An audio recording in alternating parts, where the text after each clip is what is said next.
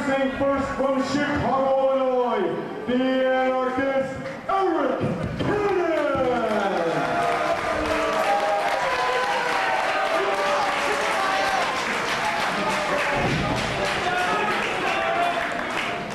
And his opponent, hailing from Aberdeen, Washington, the American Dragon, Bryan Danielson!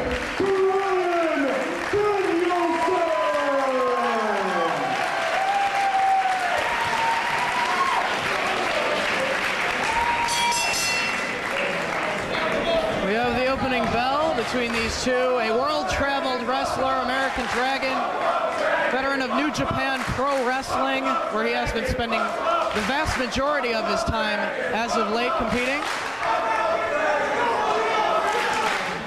I don't blame Arik Cannon for that. I do not blame Arik Cannon for that at all. American Dragon, a student of Shawn Michaels.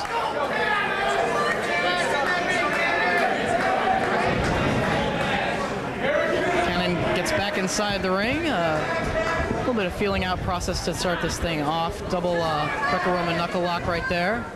Into the cravat goes Arik Cannon, not 5 seconds into the bout.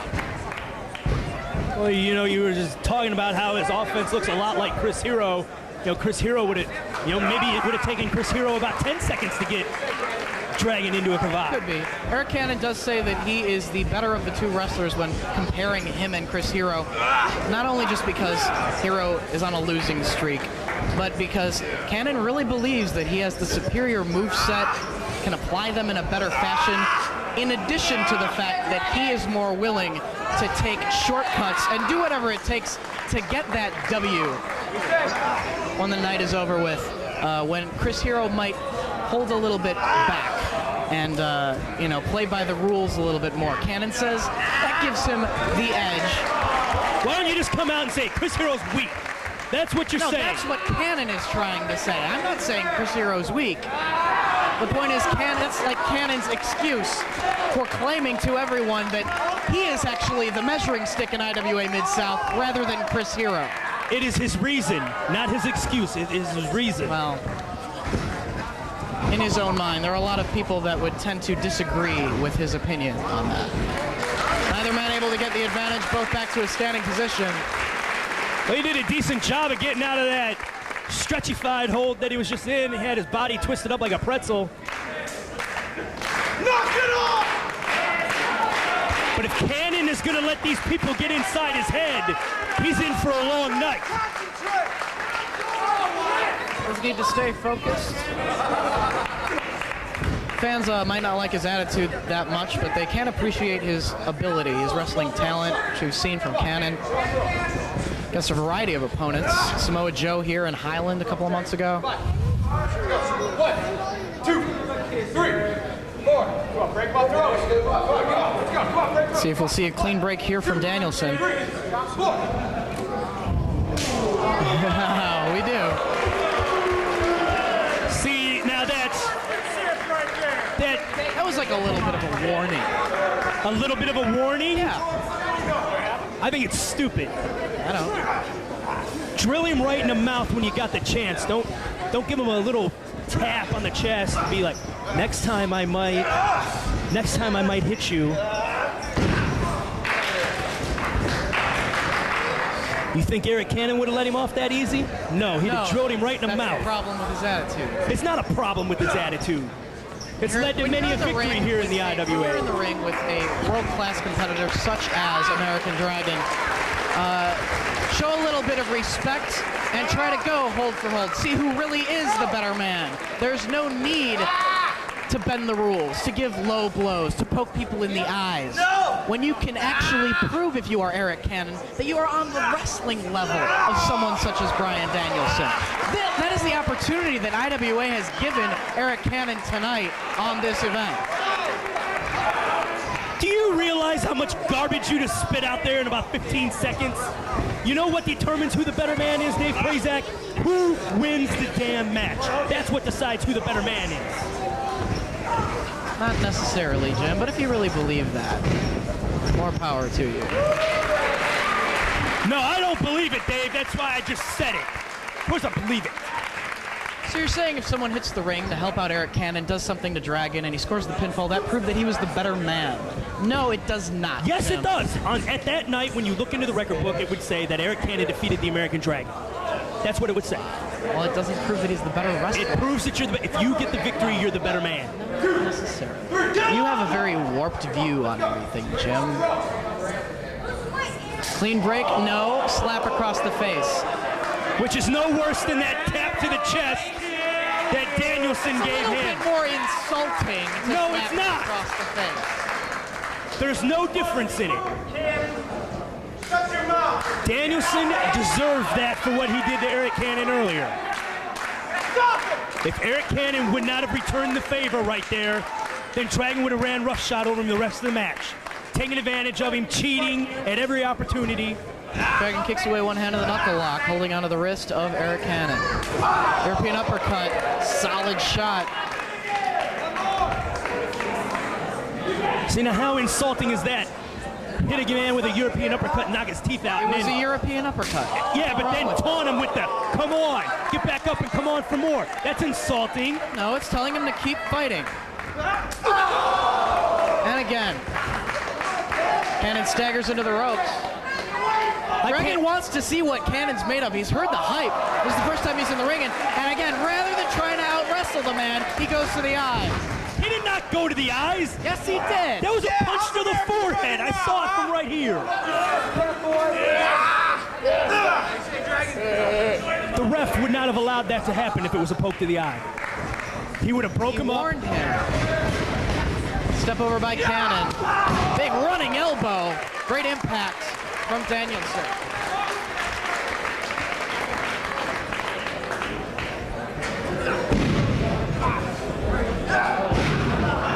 Drops the knee. Lateral press by Dragon. Cannon kicks out.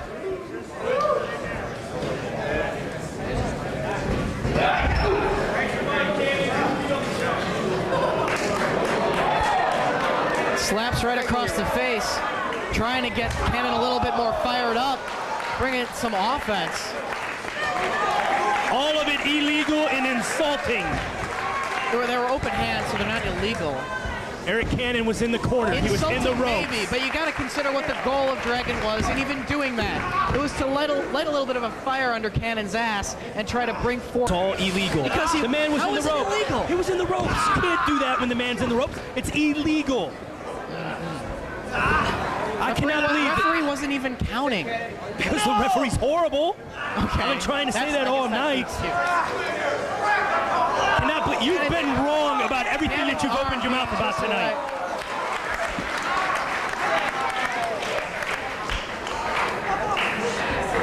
I think your intelligence left you when you cut off all your hair. Away on the arm, right over the shoulder.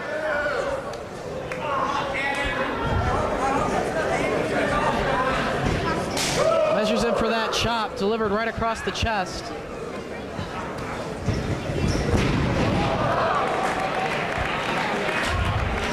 Been very impressed so far with Dragon. He's come right in, taking the fight to Arik Cannon. Working over that arm. And he hasn't left the door open too often for Cannon to try and take a shortcut to get the advantage.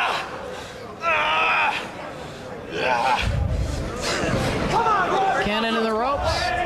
Now the referee applies the count. Yeah, now. Cannon rolls out to the floor, shake out that arm a little bit. He's got, what, a 20 count? 20 count. He might actually, if he takes the whole 20, he might be able to get that arm back into working condition.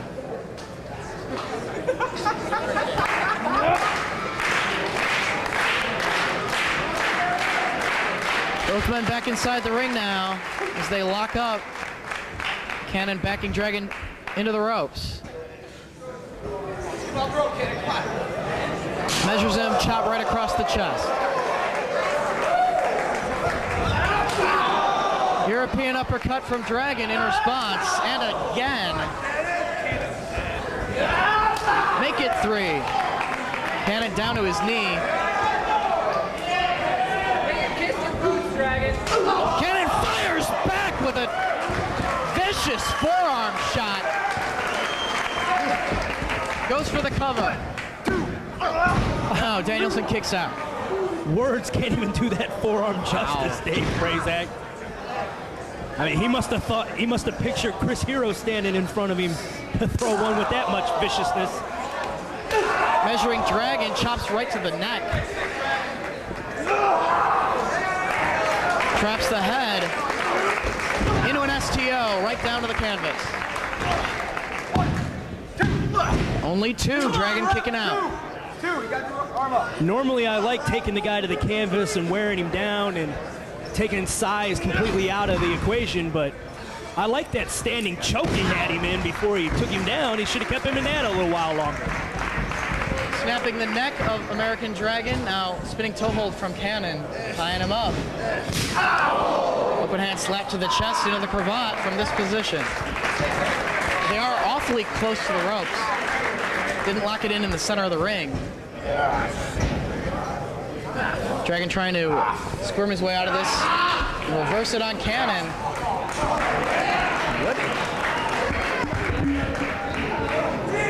Just raking that forearm across Cannon's face. And now it's just breaking down. I don't know if Arik Cannon wants the match to be going quite like this. Another European uppercut from Danielson. Cannon fires back with a forearm and a chop across the chest. Measures him. Solid shot right in the corner. Blatant choke. It's never a good sign when you're so frustrated that you just resort to a blatant choke in the corner. As I've been saying, he doesn't really need to do that when you can see from the past 2 minutes of his offense where he wasn't using shortcuts that he can do it with just straight wrestling if he so chooses to. It's a near fall. Well, maybe Cannon, much like Chris Hero, I hate to compare him again, he's got a vast repertoire of maneuvers that he can choose from. You don't need to go to the choke when he can go down the list. You know what I mean? But do you know how much fun it is to just take your hand and wrap it around the throat of your opponent and watch his eyes bug out? Necessary? It may not be necessary, but it's fun. Out on the floor now, chop across the chest of Dragon. Another European uppercut. We got a tally on Smart Mark Video in the corner of the screen, European uppercut count. I've lost track. Chop right across the chest. I'm thinking cash flow Trick Davis in terms of chops.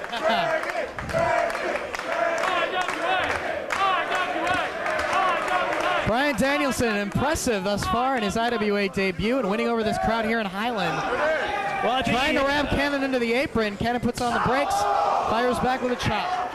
His reputation preceded him here. He had the crowd won over before he even walked through the door. He's just living up to the hype right now. Much like Samoa Joe when he made his way to IWA back in the month of April. Tremendous reputation coming to IWA and proving it in IWA rings. Cannon goes for the cover. Feet on the ropes. His feet are not on the ropes. Yes, they were. They were not. Why do you lie? I was not lying. I am an honest man, and it hurts me deeply that you would accuse me of being so low as to lie. The ropes got in the way. Cannon now. He did not intentionally put him there. Again, looking to tie up Dragon, cravat around the head. Can I try to lock one of those on you just so I can get a feel for when I'm doing color? No, I'm sorry. Why not? Cuz. You're no fun, you know that? I know. Yeah.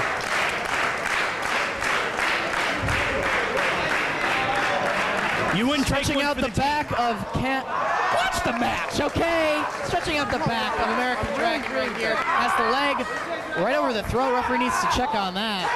See if it turns into a choke. Looking for a submission.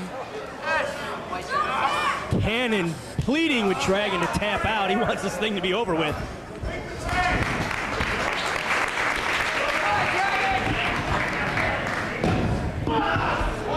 Only a 1 count. Well, you didn't hook the leg. That's rule number what, 3? Something like that. Measures him. Oh, right Shot to it the right to the face. temple. Come on, Russ! the digging the forearm into the face while you're making a pin, but take that other arm and hook a leg. Again, a wide variety of submission-based holds wearing down Bryan Danielson thus far, courtesy of Arik Cannon. Well, that, and it's a two-pronged offense when he's doing this. I mean, he's stretching out the leg, he's bending down the neck. I mean, he's working over two body parts with one maneuver. It's sound strategy by Arik Cannon. Dragon trying to counter this, gets backed up to one leg, lands against Aguirre. Yeah, but Cannon got that arm up. Yeah, he kicked the arm in the shoulder region, lower in the upper back. Both men quite worn down by this point. Referee applying a double count. And there's only a few things your opponent can do to you when you got his leg up in the air like that. So Cannon was smart enough to get that arm up and deflect the majority of the impact from that enziguri kick. Another European, chop across the chest. Cannon back up, another chop. And again, stay down, man. Another chop right across the chest. Cannon tumbles. As American Dragon stands tall in the IWA. Now Cannon looking to cinch in a submission hold, trying to wear down Cannon. Now that's painful just right there, standing on the back of the man's hamstrings. Now wait till he grabs the arms here. And rolls back with it. Pressure put on the legs, put on the back. As well as the head, the neck. All rolled into one. Referee checking on Cannon's condition, not giving it up. Go to the eyes, kid. Go to the eyes. Oh, come on, Cannon. Watch the eyes. Don't gouge the eyes, Cannon. Come on. Two can play at that game. Well, it got him out of the hold, though, didn't it? Cannon sent to the ropes. Dragon ducks his head. Sunset flip attempt. Sits right down on him. That's one way to counter that. Has Cannon up on his shoulders now. Airplane spin from American Dragon. Around and around he goes. How in the hell is Dragon still standing? He's that great of an athlete. One hell of an airplane spin, plants him. And if Dragon can keep his own equilibrium to climb up to the top, he's got Cannon down in the center of the ring, see if he can balance himself to get up to the top rope.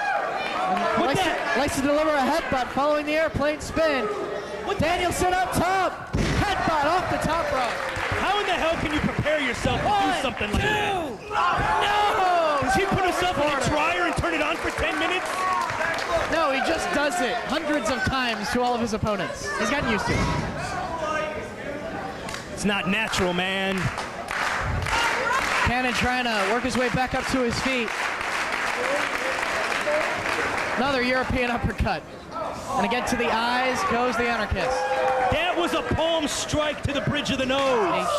Right to the, if you're going to justify him going to the eyes, at least admit that when he does it. Come on. When he goes to the eyes, I will admit it. But that was Dragon a palm trying strike to fight to the it nose. No! As the arm of Arik Cannon, jockeying for position right here. Cannon rolls through. Ducks underneath the lariat attempt, going for the exploder suplex. Cannon with the cover. No, Danielson kicks out.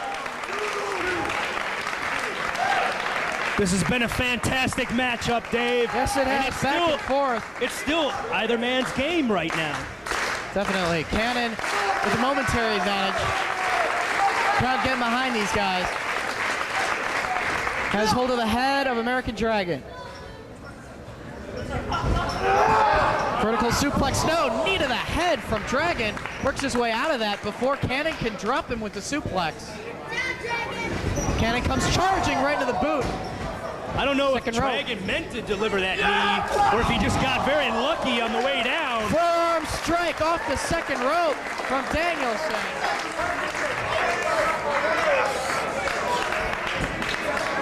I think Cannon's out.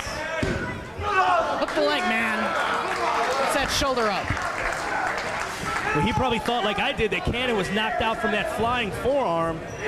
Dragon now elevating Cannon to the top turnbuckle. Another European uppercut. To the second rope goes Dragon. We're going to go all the way up top, possibly. Maybe a superplex. Both men on the top rope.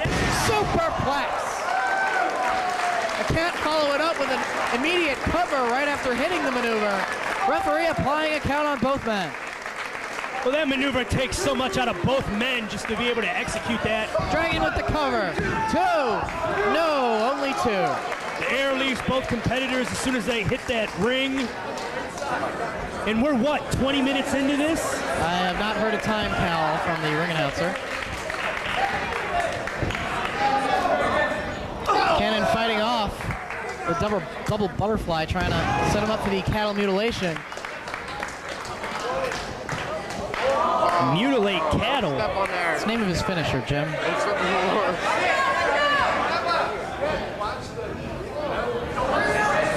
Forearm shots to the back of Danielson. Going for that suplex once again, drapes the legs of American Dragon on the top rope. Cannon likes to go for a neck breaker from this position with extra elevation on the maneuver. With him hung up on the ropes like that, but Dragon staying in the match. You know, Dragon has shown some tremendous fortitude in this matchup. Where normal people would have just been counted out right there. It was a hell of a neck breaker. And Cannon's done about 4 or 5 different variations of neck breakers throughout this matchup. Softening up that neck of Danielson, which, you know, is a weak body part of his. Did you just call American Dragon weak? No, I said that he has a neck injury, and Cannon realizes that and is focused on it during this match. Well, he's done that with the neck breakers, the cravats. Ducks underneath the roaring elbow attempt, but not the second try. It looked like that connected with sort of like the side and the back of the head of Cannon. Bridging forward, cattle mutilation cinched in. He's got the hands locked. But can Dragon's own neck support the weight of this bridge after Cannon's offense? Cannon's getting close to the ropes. To keep this bridge, Danielson needs to put pressure on his own neck to keep that bridge. Question is, how long can he even cinch in that hold and keep Cannon in it to get a submission victory? Well, Cannon made it to the ropes. It was his only out. Dragon comes charging into the corner with a forearm strike. Off the ropes this time. Cannon ducks out of the way.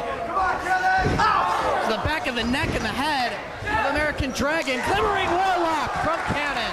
Goes for the cover, hooks that leg tight. No, only 2.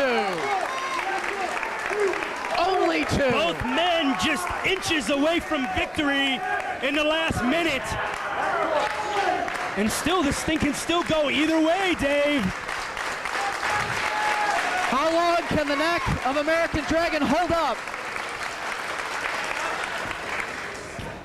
Cannon with a solid forearm shot.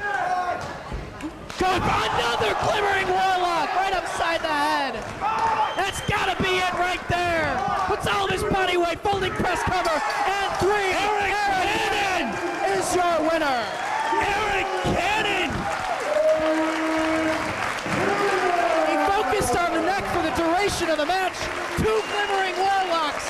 The second one took so much out of the neck and out of the head of American Dragon. 1, 2, 3.